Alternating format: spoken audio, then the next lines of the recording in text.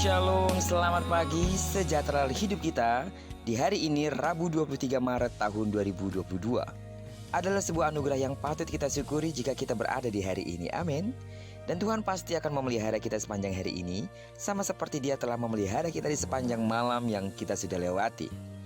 Baiklah, seperti biasa, sebelum kita melakukan lebih jauh semua aktivitas kita hari ini, izinkan kembali Tuhan bicara melalui renungan kita yang akan tetap kita ambil dari pembacaan Alkitab, satu hari satu pasal dari bacaan 42 hari bersama Ayub. Dan hari ini kita telah berada di hari yang ke-15, maka kita akan membaca kitab Ayub pasal yang ke-15, ayat yang pertama sampai dengan ayat yang ke-35. Baiklah, judul perenungan kita hari ini, jauhilah debat kusir. Dan sebagai pengantar renungan ini saya akan coba bacakan untuk kita ayat yang ke-5 sampai dengan ayatnya yang ke-6. Kesalahanmu lah yang mengajar mulutmu, dan bahasa orang licik yang kau pilih. Mulutmu sendirilah yang mempersalahkan engkau, bukan aku. Bibirmu sendiri menjadi saksi menentang engkau.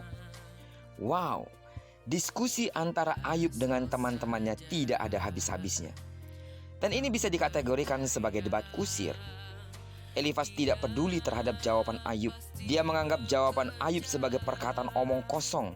Dia sudah membuat vonis bersalah terhadap diri Ayub dan tidak mau mendengarkan bantahan Ayub. Dia menganggap dirinya lebih berpengetahuan dibandingkan Ayub. Pendapat Elifas bahwa Ayub pasti bersalah merupakan pendapat yang tidak boleh dibantah. Perkataan Elifas dalam pasal ini benar-benar bersifat menghakimi dan amat kasar. Dia menganggap Ayub tidak memiliki pengetahuan, licik, sok tahu, tidak memakai rasio, keji, bejat, curang. Bahkan ia menganggap Ayub sebagai orang fasik. Agaknya Elifas adalah orang yang mau menang sendiri. Dia kesal karena Ayub membantah tuduhan teman-temannya, dan ia mengatakan apa saja yang jelek tentang Ayub tanpa berpikir panjang. Sebagai teman lama semestinya, Elifas adalah orang yang mengenal kehidupan Ayub yang saleh itu. Saat Ayub masih kaya dan belum mengalami malapetaka. Akan tetapi, untuk memenangkan pembicaraan, Elifas dengan keji mengemukakan perkataan sembarangan yang amat menyakitkan bagi Ayub. Sidang jemaat Tuhan yang saya kasih dalam nama Tuhan Yesus, sikap Elifas yang amat buruk ini merupakan peringatan agar kita waspada terhadap diri kita sendiri saat kita merasa jengkel terhadap orang yang mungkin berbeda pendapat dengan diri kita. Bila kita beranggapan bahwa diri kita pasti benar dan orang yang berbeda pendapat dengan kita pasti salah, percuma kita berdiskusi. Jauh lebih bijak bila kita menahan mulut kita sendiri. Bila kita ingin berdiskusi, kita harus bersedia mendengar dan memikirkan atau mempertimbangkan perkataan lawan bicara kita. Bila kita selalu menganggap diri kita benar dan orang lain salah, lebih baik kita belajar berdisiplin untuk mendengar sebelum menasihati orang lain. Sidang jemaat Tuhan, saat saudara berdiskusi, apakah saudara benar-benar mau mendengar dan mempertimbangkan perkataan atau pendapat lawan diskusi saudara? Saat saudara mendengar pendapat yang berbeda dengan pendapat saudara, apakah saudara bersedia membuka diri untuk mempertimbangkan kembali kebenaran pendapat saudara? Dan untuk bisa berdiskusi secara sehat, saudara harus menumbuhkan sifat kesabaran untuk mendengar serta menumbuhkan sifat kerendahan hati untuk menilai ulang kebenaran pendapat saudara.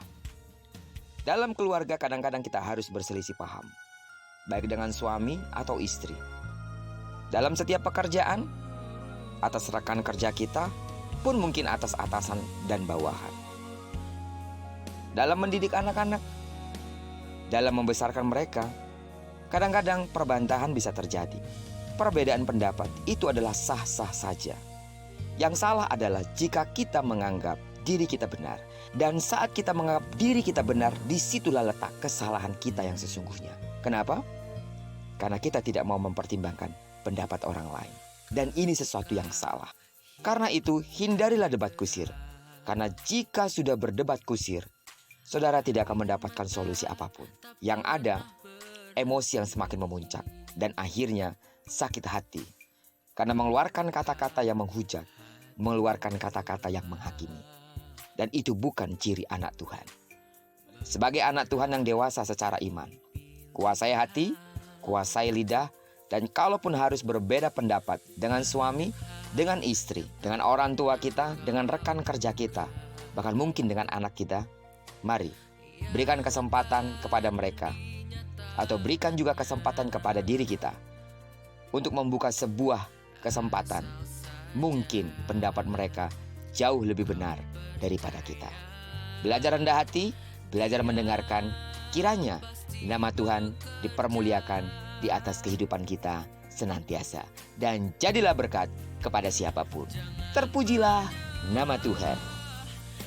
Diberkatilah kita sepanjang hari ini dan digenapi firman-Nya yang berjanji bahwa apa yang dikerjakan tangan kanan dan tangan kiri kita dibuat yang berhasil.